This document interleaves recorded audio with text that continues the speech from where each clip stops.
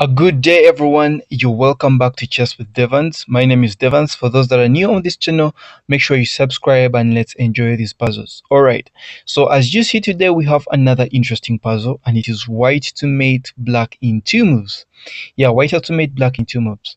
White has two bishops and a rook. Black has a bishop and a knight. But then white has to mate black in two moves.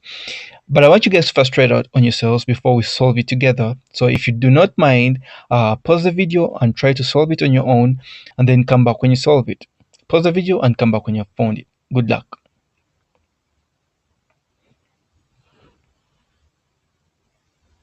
Alright, did you find the two moves for white to mate black? Let us know what you found. Let us know the two moves that you found. It doesn't matter whether it's right or wrong. What matters is sharing with us and your review. It really matters a lot. So let's share with us what you found. Don't forget to like the video and subscribe if you're not yet subscribed. Okay, let's try it out together.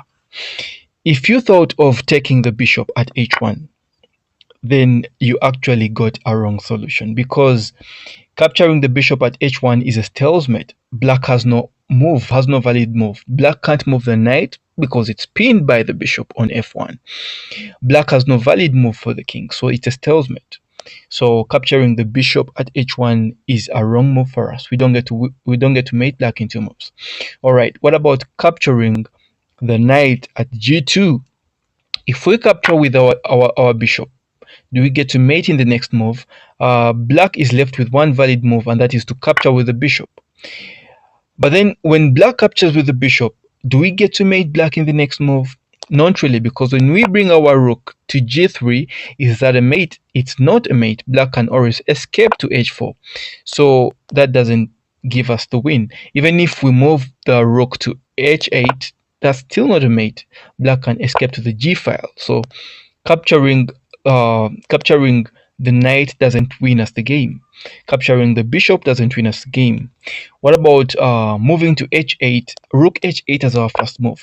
Do we get to mate black? Not really, because black can go to the g file, and whatever you do as your next move, black can always escape. So that doesn't win us the game.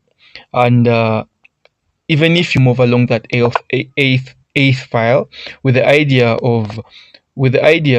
of coming to c3 and then mating the king, do you get to mate black in the next move? Do you get to mate black in those two moves? Actually, that's actually not going to work out for us, because when you move there, then black can escape to the g file, and whatever you do to check, black can always escape. So you don't get to mate black in the next moves. All right. So what about moving along the g file? Let's say a waiting move g7. Do we get to mate black in the next move? Now that's a stalemate, because black has no valid move. The king can't go anywhere. The knight can't move anywhere. It's being pinned by the bishop on f1. And then the black bishop at h1 is also blocked by the knight. So that's a stalemate. So actually the rook moves are not going to get us the mate in two.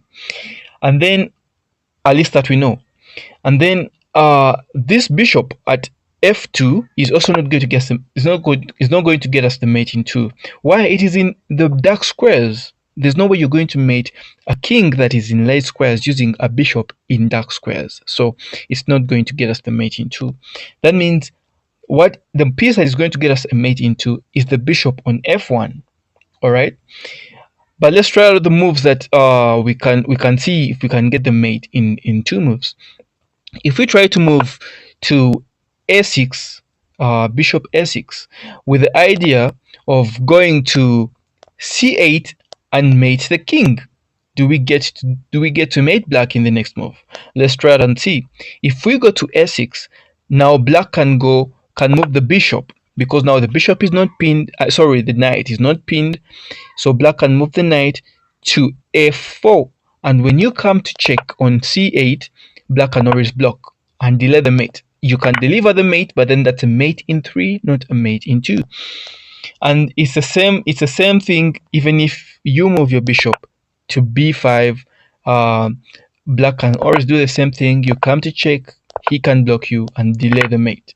All right. So that's not going to work out for us. The same thing, if you move here, the same concept, he will come, and when you come to e6 to mate, he can actually take your bishop. So that's still not going to work out for us. Now what about d3?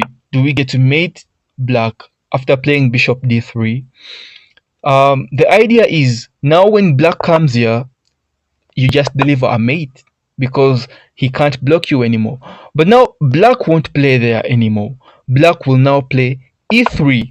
The idea is when you come to f5 to deliver the mate, your bishop is gone. All right. So black can still avoid that when we play d3. What about if we play e2? Do we get to mate black in the next move? Now this is the only move we are left with, and definitely I think it's a solution, because now when black plays here, do you get to mate black in the next move?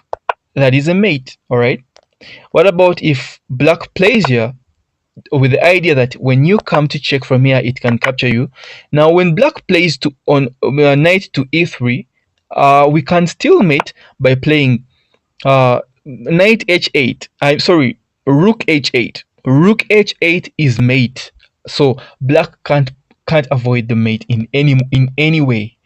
Whatever he does, that's a mate. Even if he tries to move to any place, knight this, still that's a mate. That's a mate. So that was the move. Those were the two moves we needed to gate. Bishop from f1 to e2, and then whatever black plays, whatever the second move depends on whatever black plays. So let me know if you found the two moves that you needed to mate black in two moves. Yeah, let us know what you found. Don't forget to like the video. You know the YouTube business. Don't forget to subscribe. Until next video, have a good time.